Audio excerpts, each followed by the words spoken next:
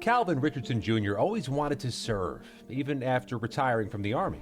He was always protective of everybody. He signed up to work at the VA. His mom said he turned down a higher paying offer at agency headquarters in Washington to work a few miles down the street at the DC VA Medical Center, helping rehabilitate vets who suffered addictions. He knew the work and he understood the veterans. But at the outset of this outbreak, Calvin knew his pre-existing health conditions put him more at risk of dying from complications of coronavirus, according to his mom.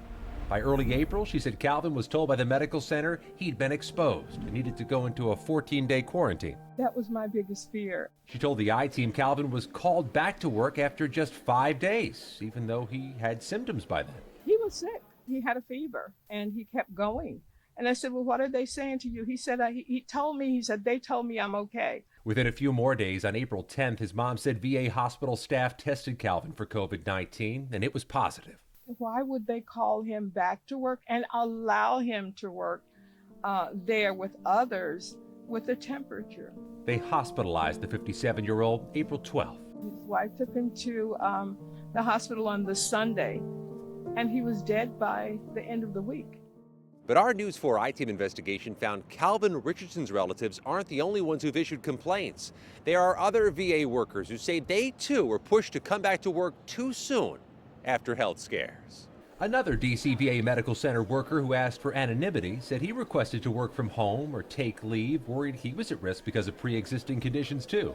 I would think that would be a lot better than having everyone there at the hospital. 40% of workers at the hospital are teleworking now, and this employee said he asked to telework too, but was rejected, even though he said his job is not in the emergency room and was not essential. People sit there not doing anything. They're just sitting there, basically waiting for someone to come. He decided to stay home anyway and said his bosses ruled him to be AWOL, absent without leave. For the feds, AWOL is considered misconduct and subject to disciplinary action. Calvin Richardson's mom said when her son sought to use his vacation time before falling ill, he too was told he'd be considered AWOL.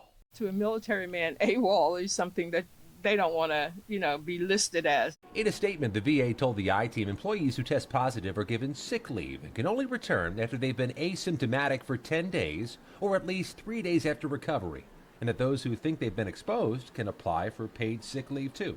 The agency says it cannot respond to specific questions about Richardson's case. It's not altogether clear how well they have been following through. In a letter to the VA obtained by the I-Team, the U.S. House Veterans Affairs Committee says there are other cases of VA workers nationwide who report being denied paid leave and others being denied requests to telework.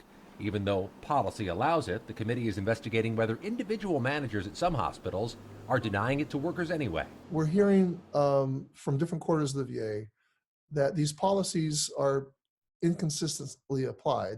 Our I-Team review shows the number of VA employees who've tested positive is steadily rising. 1,400 nationwide, at least 54 at the DC VA hospital.